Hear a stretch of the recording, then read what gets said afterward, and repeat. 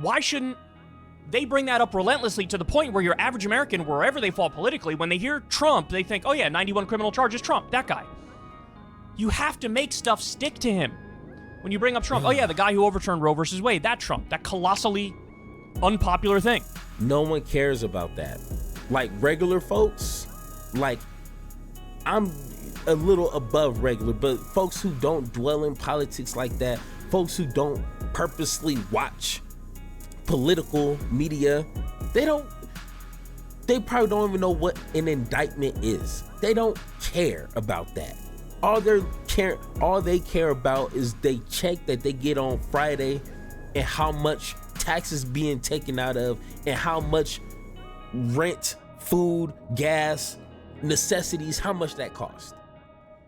So one thing that I try to make clear, and I'm pretty sure a lot of other people, it's not just me, who understands the entire process when it comes to politicians earning our vote.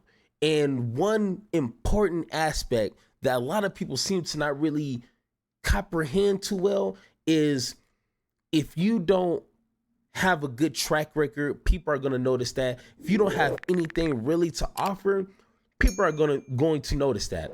And if you look at the polls today, Mr. Donald Trump is at least 10 points ahead of Joe Biden. You know what I'm saying? Like that seems to be like the average on some of the polls that I'm looking. Now I'm not like a poll lover. I don't know if that makes sense. That's actually kind of sounds a little weird, but polls don't really tell the full story. We already know polls are misguided, miscalculated, and a lot of crazy things have happened that polls didn't expect. But it does give you kind of sometimes in certain situations a nice feel of what's kind of going on in the political world. And Joe Biden is 10 points down from Trump. Now you're probably asking yourself like, well, gee golly, since Trump is a bad guy, he has like 1 million indictments and he should be damn near in jail right now. Like, why are people still supporting him? But my question would be, if Trump is such a bad guy, why is Joe Biden still behind? In my opinion is because he's not offering anything that the American people, Republican or Democrats, what they want. You know what I'm saying? If you just run on a platform of we need to stop Trump, that's not good enough for a lot of people. You know what I'm saying? Like, does that make sense? You have to you have to offer policies that will help people on their day-to-day living. And then you can also sprinkle in, hey, we need to stop this fascist from getting into office once again. You know what I'm saying? Like, it's not really hard to understand that. Cornel West wouldn't even be an issue if Joe Biden and the Democrats was to be doing what they're actually supposed to be doing. So let's go ahead and watch Kyle Kulinski. He is on his show, and he seems to like get really close to explaining this, but then like misses the point. You know what I'm saying? And I love Kyle. Like, even though I probably disagree with a lot that he says, I do believe that he is a genuine person, and he does, just has a different way or a different strategy of getting to a goal I think we all can agree. But it just feels like, come on, you're just missing a few key components here. So let's go ahead, watch this clip, and let's have that conversation. The party, although again, I don't know who they would put as their heir apparent to him. But look, dealing with what we have right here, the election is way, way closer than it should be. The outlier should be Biden plus 25. The average should be Biden plus 12. That is not the reality. So what the Democrats have to do is be more aggressive. I mean, obviously, the obvious point is, hey, do some things to help the people, right? Do some policy initiatives to help the people Easier said than done, I know, because you got a House that's Republican, but you could try whatever you could try through executive order. You should try it, right? You got to help the people. But outside of that, you have to come up with a good marketing campaign and strategy for the election. So, okay, what is that? I mean, number one is go on the offense against Trump. He's going on the offense against Biden nonstop. Trump. Okay. And that is my first issue. Like I said, you can go on the offense, you can talk all the stuff that you want about Trump. You can, it's easy to attack Trump. He has 1,000,001 flaws. We get that. But that didn't work when Hillary ran against him. And it damn near didn't work when Joe Biden first went against him. Like, people don't care about that. And I've spoken with a lot of people who support Trump, didn't vote for Trump, but don't really care about his personal stuff. People care about, especially who voted for Trump, folks that I spoken to, they just care about policies that help them, especially if they're a business owner, a small business owner. They don't care about no indictments. They don't care about no porn star. They don't care about no him saying this on. They don't care. They just want a politician to go in there and help them with their everyday life. So Kulinski, he said, he was like, hey, we need to initiate some policies that will help these people. And he's going to go on further, which I'll probably explain a little late, a little bit more detail. But it's like Joe Biden, Joe Biden, okay? You've been in there for about 4 years now. You've accomplished a lot, but how much of that is really meaningful to your voters? Now, I know essentially a lot of things kind of impact us indirectly, but like Mr. Kyle's about to get into, it seems like he missed a lot of layups, a lot of free throws, a lot of easy points that a lot of Americans need and want. Why not? And I'm going to give you my theory on why, Democrats or a lot of politicians don't do simple stuff like that. But let's go ahead and continue. Trump is a one-man wrecking ball going after all the other Republicans and going after Biden, but he is a target that is ripe to get hammered by any competent politician on the other side of him. Guys, 4 indictments, 91 criminal charges. He tried to do a coup with fake electors' slates. He's proudly said he would suspend the Constitution to get him back in power. He's responsible for the overturning of Roe versus Wade. Under him, there was a net outsourcing of 200,000 jobs. Why? Okay, and the whole thing with Roe versus Wade, like, you can say that's a bad thing, and I know a lot of Americans are against taking away the rights, the reproduction rights of women, but a lot of his base supporters, the evangelicals, the Christian base, they don't care about that. They don't give any about you taking their rights to their bodies. They don't care. So, like I say, that plays with some people. You'll score a couple points, but like the overall, his base doesn't care about that, and his base is what's keeping him even in the runnings for presidency.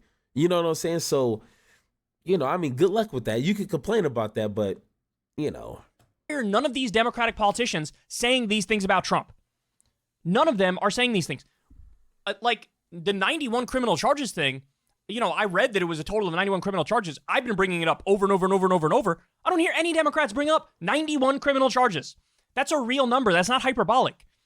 Why shouldn't they bring that up relentlessly to the point where your average American, wherever they fall politically, when they hear Trump, they think, oh yeah, 91 criminal charges, Trump, that guy. You have to make stuff stick to him. When you bring up Trump, oh yeah, the guy who overturned Roe versus Wade, that Trump, that colossally unpopular thing. No one cares about that. Like regular folks, like I'm a little above regular, but folks who don't dwell in politics like that, folks who don't purposely watch political media, they probably don't even know what an indictment is. They don't care about that. All they care about is they check that they get on Friday and how much taxes being taken out of and how much rent, food, gas, necessities, how much that cost. Just gonna be honest with you. Like it feels like we can get so deep into the political conversation, but the regular voter, bro, hey, who's gonna lower taxes for me? Who's gonna make rent a little cheaper? Who's going to make healthcare a little bit more affordable? That's all they looking for, essentially, you know. But I mean, once again, like, when you bring up Trump, oh yeah, the guy who outsourced 200,000 jobs. You have to do this in the same way that Trump brands people. Crooked Hillary, Sleepy Joe. Like, you have to tar him with these things. And by the way, the things we're talking about happen to be true. So one of the things you do is go on the offense against Trump, hammer him into the ground. I know they're afraid to do it because Trump has this idea that actually Biden is secretly leading the criminal charges against Trump and going after his political opponents, and oh, that's bad. First of all, Biden is not doing that. Second of all, even if he was, that'd be based. Third of all, who cares? He's still got 91 criminal charges. Hammer him over it. If there was a Democrat with 91 criminal charges running for president, you think the Republicans wouldn't say anything about it? Oh, of course. They would talk about it all the damn time. All the time. Because that's all they got to talk about. So that's one thing. And then the other thing you do is the obvious. You bring up your successes, and you also bring up what you are going to do if you win again. Just pick easy things. I don't care. Paid family leave is a great one. Bring up a single issue bill on paid family leave. It polls are like 70 or 80%. Hammer the Republicans over it relentlessly. Go on every Sunday show. Give a speech where you talk about it. Say, why are you guys against this? Your own voters are for this, Republicans. Look at the polling. Your own voters are in favor of this. That's one thing you could do. Okay, but here is the caveat. I don't know if that makes sense in this, but here's the thing. Newsflash, hot take, okay? People have been for that. Why hasn't Biden initiated that?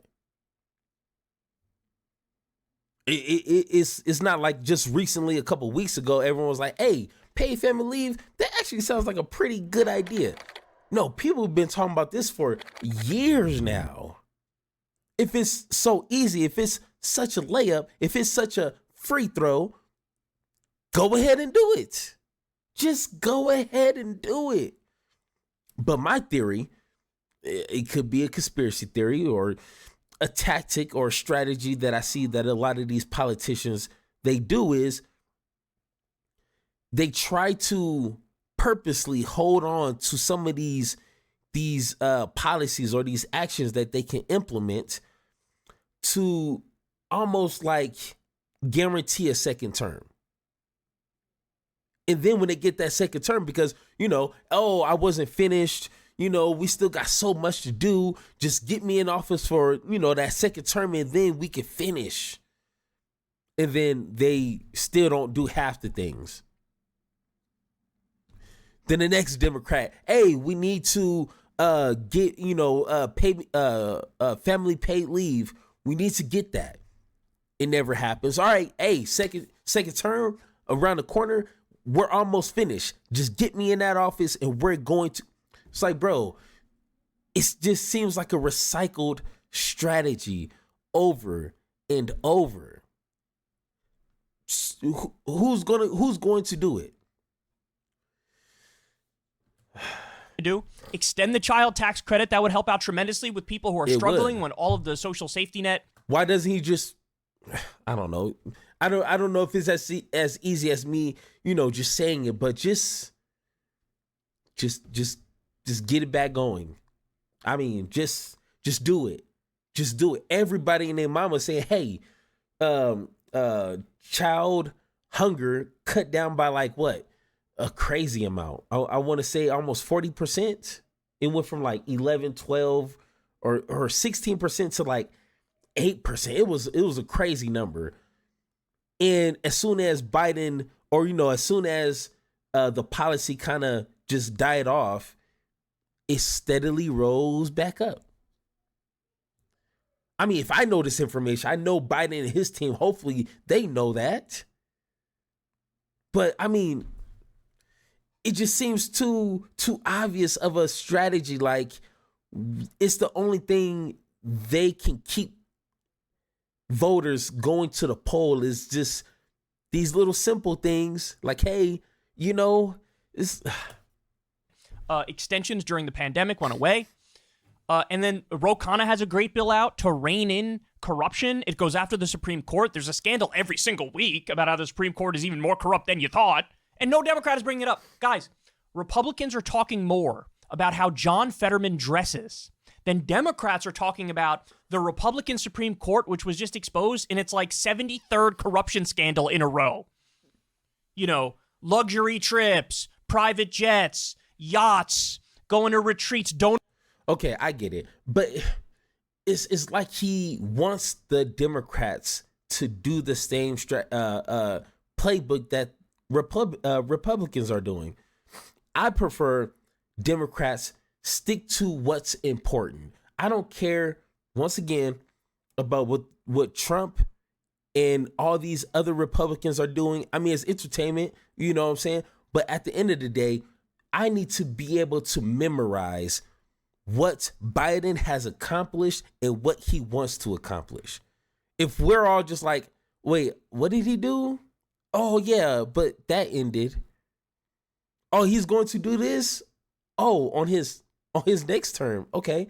Like, if we're still kind of sitting in the dark,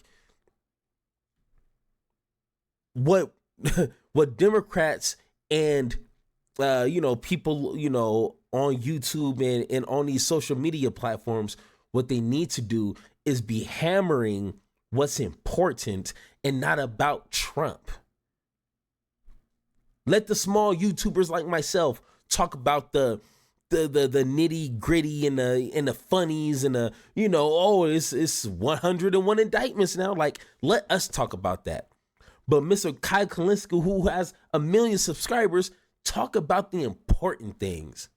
I'm subscribed to you. I want to hear constantly on what Biden has accomplished that is important to me and what he plans on doing, like an actual roadmap and not some like a debacle like student loan debt.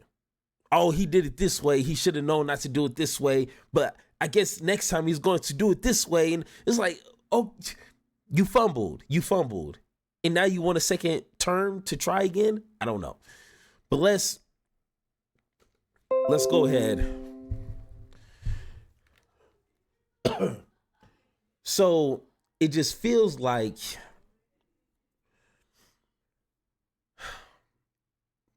people know what's going on. Okay, people are slow. People are not the brightest. I get that.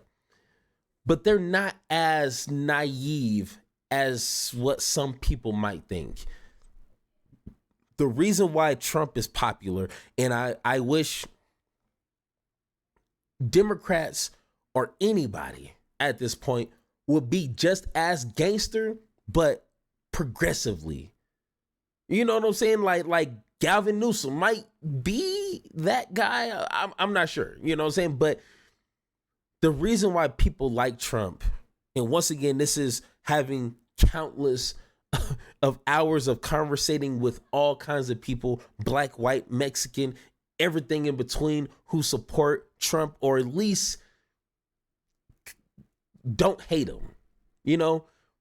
One thing in common is he gets things done. Whether you like it or not, he will go in there, he will twist on, he will go after his own party to get X, Y, and Z done. He will go out there on any news outlet that will let him on and just say whatever he wants to get whatever he wants done. He will go on Twitter or X or whatever that stupid platform is, and he will bully people into getting what he wants. Who's doing that on the Democratic side? And I mean, you got to give props when props is due. Like, that's what a leader does. Now we all know Trump is a fascist, and if he's not, he's definitely playing a part, or whoever's really behind the scenes is really, they really pulling some strings. He gets things done, and he's not afraid of bad publicity. He's not afraid of, news articles. He's not afraid of tweets. He just wants to get in there and do the damage that he wants to do. And if we had somebody like that on the Democratic side, it would be no conversation about a Cornel West. A third party. Why do we need a third party if the Democrats is providing everything that we need? Or at least fighting tooth and nail to get Medicare for all. But it seems like they just do this, like, oh my God, a little pushback. I don't want it to make it sound bad. Like AOC said, like, oh no, like we can't, I gotta watch how, like, what are you doing? Get in there, make some noise, and get out. Because, eventually you're gonna have to leave that chair. So it's like, do what you need to do. Sometimes the best strategy, if plan A doesn't work, plan B needs to be reinforced plan A. And what by any means necessary, get that plan A accomplished. But that's what's lacking on the Democratic side. And that's why Joe Biden is behind 10 points. It's not Cornel West's fault. It's not Democratic voter fault. It is the softness. It's the milquetoast, lukewarm, spineless Democrats who seem to not know how to get into office, get into power, and get things done. No excuses. That's simple. But once again, if you think I'm wrong, if you think Joe Biden is the best president that's ever set foot in that Oval Office, if you think, we just need to vote blue, I don't know, the stupid stuff that a lot of people in my comments like to say. If you think I'm just wrong, let me know in the comments. And like always, let's have that conversation.